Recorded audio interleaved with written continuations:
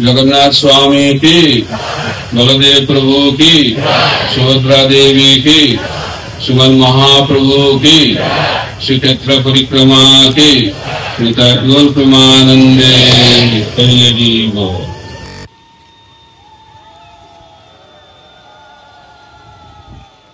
तो এখন আমরা আলোচনা করব চৈতন্য মহাপ্রভু জগন্নাথপুরীতে যখন ছিলেন তখন বঙ্গদেশ থেকে ভক্তরা আসতেন। তারা তো তখন হেঁটে আসতেন, প্রায় 1 মাস ধরে তারা হেঁটে জগন্নাথপুরী ধামে আসতেন। 4 মাস এখানে থাকতেন, রথযাত্রা উৎসব এবং অন্যান্য সমস্ত উৎসব উদযাপন করে তারপরে আবার তারা ফিরে যেতেন। তো বেশিরভাগ ভক্তই, অধিকাংশ ভক্তই হচ্ছে গৃহস্থ ভক্ত। মহাপ্রভুর পার্শ্বদ ভক্তরা সবাই হচ্ছে গৃহস্থ, অল্প কয়েকজন ব্রহ্মচারী সন্ন্যাসী। তো একবার কুলিন গ্রামের একজন ভক্ত, তার নাম সত্যরাজ খান, তিনি মহাপ্রভুকে প্রশ্ন করছেন যখন তিনি ফিরে যাচ্ছেন, ভক্তরা যখন ফিরে যাচ্ছে তো মহাপ্রভুকে প্রশ্ন করেছেন, হে মহাপ্রভু, আমরা তো গৃহস্থ ভক্ত, তো গৃহে থেকে আমরা কি করতে পারি যার মাধ্যম দিয়ে আমরা মনুষ্য জীবনে ভগবত প্রাপ্তি আমাদের হবে?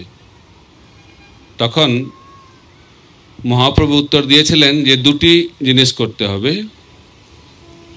ভগবানের নাম করতে হবে, নিরন্তর ভগবানের নাম, হরে কৃষ্ণ কৃষ্ণ কৃষ্ণ হরে হরে, হরে রাম রাম রাম হরে হরে। আর বৈষ্ণব সেবা করতে হবে। তো হরিনাম করতে হবে, এটা তো ভক্তরা ভালোই বুঝতে পেরেছে। কারণ বৈষ্ণব সেবা যে করবে, তো প্রশ্ন হচ্ছে কি করে চিনব কে বৈষ্ণব? কলিযুগে বৈষ্ণব চেনা খুব কঠিন। বেশভূষা বৈষ্ণবের মতো হলেই যে সে বৈষ্ণব হবে তার কোনো গ্যারেন্টি নেই, উল্টো হতে পারে। ভক্তিবিনোদ ঠাকুর তো বলছেন, এও তো এক কলির চেলা, তিলক নাখে গলায় মালা, সহজ ভজন করছেন মামু, সঙ্গে লয়ে পরের বালা। বৈষ্ণবের মতো বেশভূষা কিন্তু চরিত্রহীন। বৈষ্ণব মানে তাদের সচ্চরিত্র থাকতে হবে। সচ্চরিত্র মানে প্রভুপাদ বলছেন যে সচ্চরিত্রের প্রাথমিক যোগ্যতা হচ্ছে কোনো পাপ কর্ম না করা, 4টে নিয়ম কঠোরভাবে পালন করা। তাই ভক্ত হওয়ার আগে, বৈষ্ণব হওয়ার আগে আমাদেরকে ভদ্রলোকে পরিণত হতে হবে, তারপরে বৈষ্ণব। বৈষ্ণব তো একটা সর্বশ্রেষ্ঠ স্থিতি। তাই প্রশ্ন করা হয়েছে মহাপ্রভুর কাছে যে বৈষ্ণবকে কি করে চিনব বৈষ্ণব? তো মহাপ্রভু উত্তর দিয়েছেন, যার মুখে একবার হরিনাম তিনিই বৈষ্ণব। এটা শুনে ভক্তরা খুব খুশি হয়েছে। পরবর্তী বছরে আবার সেই প্রশ্ন করা হয়েছে যে মহাপ্রভু কে বৈষ্ণব? তো মহাপ্রভু বলছেন, যে ব্যক্তি নিরন্তর হরিনাম করেন 24 ঘন্টা, তিনি হচ্ছেন বৈষ্ণব। তারপরে আবার তৃতীয়বার প্রশ্ন করা হয়েছে, মহাপ্রভু কে বৈষ্ণব? তখন মহাপ্রভু বলেছেন, যাকে দর্শন করে অন্যের মুখে হরিনাম আসে তিনি হচ্ছেন বৈষ্ণব। তো একটা প্রশ্ন আর তার 3টি উত্তর দেওয়া হয়েছে। তো কোন উত্তরটা ঠিক বলে মনে হচ্ছে আপনাদের? কোনটা? 3টেই ঠিক। বেশিরভাগ বলে তৃতীয়টা ঠিক। তাহলে মহাপ্রভু অন্য 2টো ভুল উত্তর দিয়েছে। তো মহাপ্রভু তো ভগবান, মহাপ্রভু উত্তর কখনো কি বেঠিক হতে পারে, ভুল হতে পারে? তো ভগবান শ্রী চৈতন্য মহাপ্রভু একটি প্রশ্নের 3টি উত্তর দিয়েছেন এবং আচার্যরা ব্যাখ্যা করছেন এই উত্তরের মাধ্যম দিয়ে 3 প্রকার বৈষ্ণব যিনি হরিনাম করেন তিনি হচ্ছেন বৈষ্ণব, কিন্তু তিনি অত উন্নত স্তরের বৈষ্ণব নন। তার থেকে উন্নত স্তরের বৈষ্ণব যারা নিরন্তর হরিনাম করেন, কিন্তু সর্বশ্রেষ্ঠ বৈষ্ণবকে যাকে দেখে অন্যের মুখে হরিনাম আসে। তো এইভাবে 3 প্রকার বৈষ্ণবের কথা ব্যাখ্যা করা হয়েছে। তো এখন হরিনাম করলে ভগবত ধামে যাওয়া যাবে, এটা সিদ্ধান্ত। মহাপ্রভু বলছেন যে যে কেউ যে কোনো স্থিতিতে হরিনাম করতে পারে এবং হরিনাম করলে কৃষ্ণ প্রেম লাভ হবে। কারণ বলা হয়েছে ভজনের মধ্যে শ্রেষ্ঠ নববিধা ভক্তি, কৃষ্ণ প্রেম কৃষ্ণ দিতে ধরে মহাশক্তি, তার মধ্যে সর্বশ্রেষ্ঠ নাম সংকীর্তন, নিরাপরাধে নাম লইলে পায় প্রেমধন। তো চৈতন্য চরিতামৃতে ব্যাখ্যা করা হচ্ছে যে ভজনের মধ্যে শ্রেষ্ঠ নববিধা ভক্তি, একটা হচ্ছে ভজন আর একটা হচ্ছে ভোজন। তো জগন্নাথ পুরী ধাম তো ভোজনের জন্য বিখ্যাত, কিন্তু ভোজনের সঙ্গে সঙ্গে ভজনও করতে হবে। সারাদিন তো আর ভোজন করা যাবে না, তাই আমাদেরকে ভজন করতে হবে। ভোজন শরীরের জন্য প্রয়োজন আর ভজন আত্মার জন্য প্রয়োজন। তো ভজনের অনেক অঙ্গ শাস্ত্রে ব্যাখ্যা করা হয়েছে। সনাতন গোস্বামী হরিভক্তি বিলাসে অনেক অঙ্গের কথা ব্যাখ্যা করেছেন ভজনের। রূপ গোস্বামী 64 অঙ্গের কথা ব্যাখ্যা করেছেন ভক্তি রসামৃত সিন্ধু গ্রন্থে। শ্রীমদ্ ভাগবতে প্রহ্লাদ মহারাজ নবদা ভক্তি, নববিধা ভক্তির কথা ব্যাখ্যা করেছেন। শ্রবণম কীর্তনম বিষ্ণু স্মরণম পাদ সেবনম অর্চনম বন্দনম দাস্যম সক্ষম আত্মনিবেদনম। এটি হচ্ছে নববিধা ভক্তি, শ্রবণ কীর্তন স্মরণ আদি যে ভক্তির 9টি অঙ্গ, সেটাকে বলে নববিধা ভক্তি। তাই চৈতন্য চরিতামৃতে বলা হয়েছে ভজনের মধ্যে শ্রেষ্ঠ নববিধা ভক্তি, এটা হচ্ছে শ্রেষ্ঠ। যত অঙ্গর কথা ব্যাখ্যা করা হয়েছে কেন? কৃষ্ণ প্রেম কৃষ্ণ দিতে ধরে মহাশক্তি। এই নববিধা ভক্তি করলে কি পাওয়া যাবে? কৃষ্ণ পাওয়া যাবে এবং কৃষ্ণ প্রেম পাওয়া যাবে। তারপরে কি বলা হচ্ছে? তার মধ্যে সর্বশ্রেষ্ঠ নাম সংকীর্তন। এই নববিধা ভক্তির মধ্যেও সর্বশ্রেষ্ঠ হচ্ছে নাম সংকীর্তন। একটা হচ্ছে জপ, তারপরে হচ্ছে কীর্তন, তারপরে হচ্ছে সংকীর্তন। তো জপ আমরা করি, নিজে শ্রবণ করি জপমালায়। যখন উচ্চস্বরে আমরা ভগবানের নাম কি নিই সেটাকে বলা হয় কীর্তন। আর অনেক ভক্ত মিলে যখন আমরা ভগবানের নাম কীর্তন করি সেটাকে বলা হয় সংকীর্তন, নাম সংকীর্তন। কলিযুগে ধর্ম হচ্ছে নাম সংকীর্তন। তাই এর মধ্যে যে নববিধা ভক্তি তার মধ্যে সর্বশ্রেষ্ঠ নাম সংকীর্তন। কেন? নিরাপরাধে নাম লইলে পাই প্রেমধন। আমরা যদি অপরাধ শূন্য হয়ে শুদ্ধভাবে হরিনাম করি তাহলে আমরা কৃষ্ণ প্রেম পাব। তো নাম করলে হবে না খালি, সেটা কিভাবে করতে হবে? শুদ্ধভাবে। তাই নামের 3 প্রকার স্তর ব্যাখ্যা করা হচ্ছে: অপরাধযুক্ত নাম, নামাভাস এবং শুদ্ধ নাম। 10 বিধা নাম অপরাধ শাস্ত্রে ব্যাখ্যা করা হয়েছে। যদি আমরা এই 10 বিধা নাম অপরাধ করি তাহলে সেই নামটাকে বলা হচ্ছে অপরাধযুক্ত নাম। তারপরে নামাভাস অর্থাৎ শুদ্ধ নামের পূর্ববর্তী যে স্থিতি, যেখানে অপরাধ শূন্য হয়ে গেছে কিন্তু এখনো পরম শুদ্ধতা লাভ করতে পারেনি, সেই স্তরটাকে বলা হচ্ছে নামাভাস। তারপরে হচ্ছে শুদ্ধ নাম। শুদ্ধ নাম করলে আমরা কৃষ্ণ প্রেম লাভ করতে পারবো। আর নামাভাসে কি লাভ হবে? নামাভাসে মুক্তি লাভ হবে। আর অপরাধযুক্ত নাম হলে কি আমরা লাভ করব? অপরাধযুক্ত নাম করলে জড়জাগতিক ঐশ্বর্য লাভ হবে। তো অনেকে ভাবে যে জাগতিক উন্নতি হচ্ছে তার মানে আমি ভালো নাম করছি, তাই তো? কিন্তু সেই নাম, যে নাম করে আমরা জাগতিক কিছু লাভ করতে চাইছি, সেটা হচ্ছে অপরাধযুক্ত নাম, এবং তার ফলে আমাদের কখনো কৃষ্ণ লাভ হবে না। আমাদের কি লাভ হতে পারে? উচ্চ লোকে আমাদের স্থিতি হতে পারে। কিন্তু কৃষ্ণ প্রেম পেতে গেলে আমাদেরকে শুদ্ধ নাম করতে হবে। সেই কারণে বলা হচ্ছে অপরাধ শূন্য হয়ে শুদ্ধভাবে ভগবানের নাম করতে হবে। তাহলে কৃষ্ণ প্রেম পাওয়া যাবে। আর কৃষ্ণ প্রেম পেলে আমরা গোলক বৃন্দাবনে প্রবেশ অধিকার লাভ করব। কিন্তু আমরা যখন নাম শুরু করি আমরা সবসময় কিছু পেতে চাই, জাগতিক কিছু পেতে চাই। তো আমি একটা উদাহরণ দিই। একজন ভক্ত চাকরি পেয়েছে, চাকরিতে প্রমোশন হচ্ছে না। তো একজন ভক্ত বলছে আপনি নাম করুন, নাম করলে ভগবান আপনার সব আশা পূর্ণ করবে। তো 16 মালা জপ শুরু করে দিয়েছে একদম প্রথম দিন থেকেই।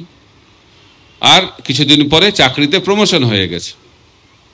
তো বাস, ভালো তো, নামের কি মহিমা, নাম প্রভু কত কৃপা করছে, যেটা আমি এত চেষ্টা করে পাচ্ছিলাম না, এখন তো প্রমোশন হয়ে গেল। তো ভাবছি যে 16 মালা করে প্রমোশন হয়ে গেল, যদি 32 মালা করি তাহলে ডবল প্রমোশন হতে পারে। তো 32 মালা শুরু করেছে, তো কিছুদিন পরে চাকরিটা চলে গেছে।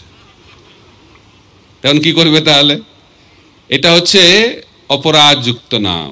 আমি নাম করছি কিন্তু নামের বিনিময়ে আমি জাগতিক কিছু চাইছি, এটা বলে সকাম ভক্ত। কিন্তু চৈতন্য চরিতামৃতে কি বলা হচ্ছে? কৃষ্ণ ভক্ত নিষ্কাম অতএব শান্ত, ভক্তি মুক্তি সিদ্ধিকামী সকলেই অশান্ত। তাই শুদ্ধভাবে নাম করতে গেলে আমাদেরকে নিষ্কাম হতে হবে। নিষ্কাম যদি আমরা না হই তাহলে শুদ্ধ নাম হবে না। তারপরে মহাপ্রভু বললেন যে খালি নাম করলে হবে না, আমাদেরকে বৈষ্ণব সঙ্গে থেকে বৈষ্ণব সেবা করে কৃষ্ণ নাম করতে হবে। তাই ভক্তিবিনোদ ঠাকুর বলছেন যে সাধু সঙ্গে হরিনাম এই মাত্র চায়। তিনি বলছেন না যে খালি হরিনাম, সাধু সঙ্গে হরিনাম এই মাত্র চায়, সংসার জিনিতে আর কোনো বস্তু নাই। তাই আমাদেরকে ভক্ত সঙ্গে থাকতে হবে। আর ভক্ত সঙ্গে থাকা মানে ভক্ত সেবা, বৈষ্ণব সেবা। তো বৈষ্ণব সেবা না করলে শুদ্ধ নাম আমরা উচ্চারণ করতে পারবো না। তাই বলা হচ্ছে সাধু সঙ্গ সর্বশাস্ত্রে কয়, লবমাত্র সাধু সঙ্গে সর্বসিদ্ধি হয়। তাই কলিযুগে যে অনেক তপস্যা রয়েছে, কিন্তু আমাদেরকে জানতে হবে যে সর্বশ্রেষ্ঠ তপস্যা হচ্ছে এই সাধু সঙ্গে টিকে থাকা। কারণ কলিযুগটা হচ্ছে কলহের যুগ। কলি মানে হচ্ছে কলহ, কলহ মানে ঝগড়া, স্বামী স্ত্রীতে ঝগড়া, পিতা পুত্রে ঝগড়া, পরিবার পরিবারে ঝগড়া, পাড়ায় পাড়ায় ঝগড়া, গ্রামে গ্রামে শহরে শহরে নগরে নগরে ঝগড়া, রাজ্যে রাজ্যে ঝগড়া, দেশে দেশে ঝগড়া। তো ঝগড়া হচ্ছে কলিযুগের একটি বিশেষ লক্ষণ। তাই ভক্ত সঙ্গে আমরা থাকতে পারবো কখন? যখন আমরা এই ঝগড়াটাকে বন্ধ করব। ছিল ভক্তি সিদ্ধান্ত সরস্বতী ঠাকুর প্রভুপাদ বলতেন, যে সহে সে রহে। ভক্ত সঙ্গে কে টিকে থাকবে? যে সহ্য করতে পারবে।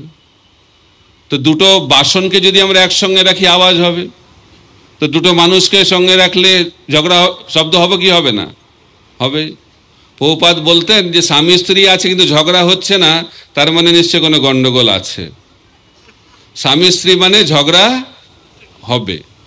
কিন্তু বৈদিক সংস্কৃতি হচ্ছে স্বামী স্ত্রীর ঝগড়াটা ঘরের 4টি দেওয়ালের মধ্যে সীমাবদ্ধ থাকে।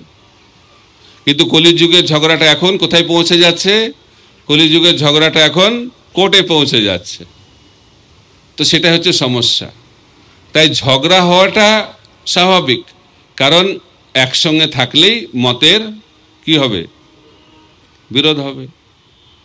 কিন্তু কলিযুগে এটা ব্যাপক আকার ধারণ করেছে। তাই আমরা যদি কলিযুগের প্রভাব থেকে মুক্ত হতে চাই তাহলে আমাদেরকে সহ্য করতে হবে। আর যে যত সহ্য করবে সে তত ভক্তি জীবনে অগ্রগতি লাভ করবে। এই জন্য চৈতন্য মহাপ্রভু কি শিক্ষা দিয়েছেন? তৃণাদপি সুনিশ্চেন তররপি সহিষ্ণুনা অমানিনা মানদেন কীর্তনীয় সদাহরি। সহিষ্ণুতাই হচ্ছে বৈষ্ণবতা। যদি আমরা সহিষ্ণু না হই তাহলে কি করে বৈষ্ণব হব? আর সহিষ্ণুতা কিভাবে আসবে? দৈন্যতার মাধ্যম দিয়ে। আর দৈন্যতা কিভাবে লাভ হবে? জ্ঞানের মাধ্যম দিয়ে। অজ্ঞান হচ্ছে অহংকারের কারণ, আর জ্ঞান হচ্ছে দৈন্যতার কারণ। সেই কারণে সনাতন গোস্বামী যখন মহাপ্রভুর সঙ্গে মিলিত হলেন তখন মহাপ্রভুকে জিজ্ঞেস করলেন যে আমি কে, এই জ্ঞান তিনি জানতে চাইলেন। তখন মহাপ্রভু কি বললেন? জীবের স্বরূপ হয় কৃষ্ণের নিত্য দাস। খালি দাস না, নিত্য দাস। অর্থাৎ এটা পরিবর্তন হবে না। অনেকে ভাবে এখন তো দাস হয়ে যায়, পরে আমি প্রভু হয়ে যাব। এটা পরিবর্তন হবে না। আমাদের স্থিতিটা হচ্ছে আমরা হচ্ছি নিত্য দাস। এই জন্য প্রভুপাদ যখন দীক্ষা দিতেন তখন নাম পরিবর্তন করতেন, ভগবানের নাম দিতেন এবং তার সঙ্গে সঙ্গে একটা উপাধি দিতেন দাস। তো একবার একটা ভক্ত ভুলে গেছে দীক্ষার নামটা। প্রভুপাদ কি বলছে? প্রভুপাদ আমি আমার নামটা ভুলে গেছি।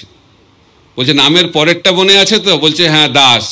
বলছে এটাই যথেষ্ট, দাসটা মনে রাখো। তুমি জগন্নাথ দাস না মহাপ্রভু দাস সেটা হচ্ছে গৌণ, মুখ্য হচ্ছে তুমি হচ্ছ দাস।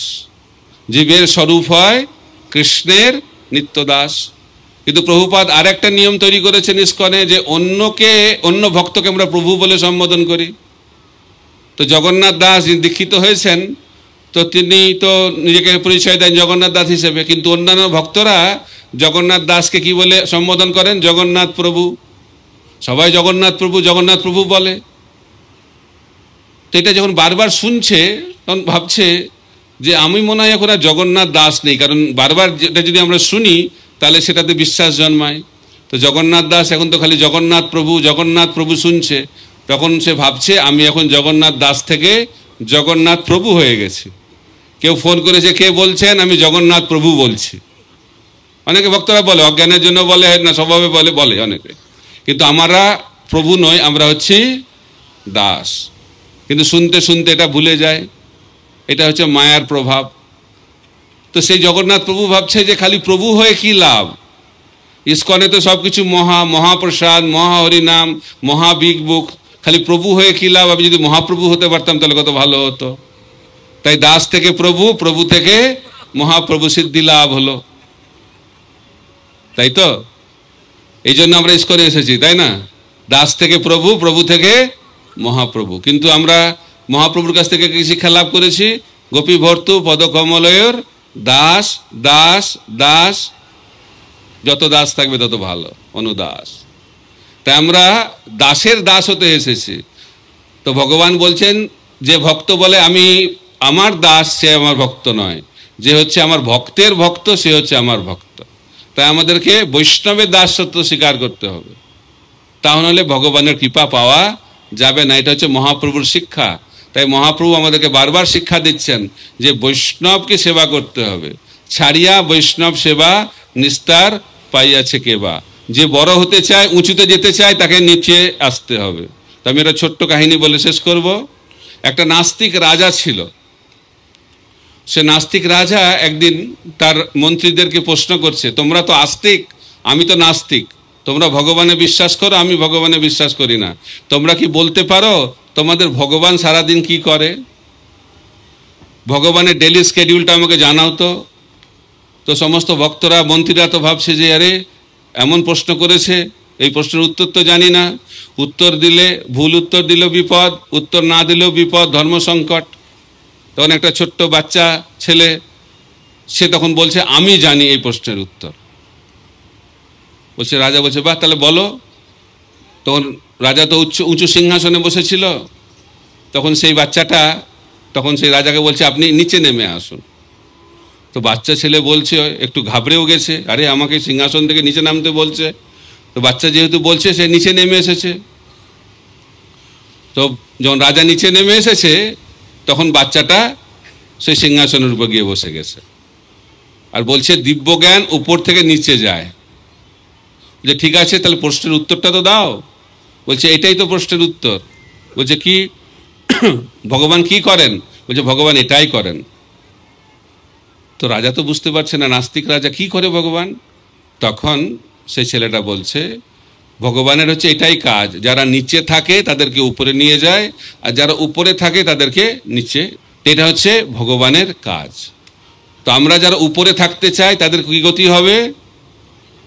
নিচে গতি হবে। আর যারা নিচে থাকতে চায় তাদের কি গতি হবে?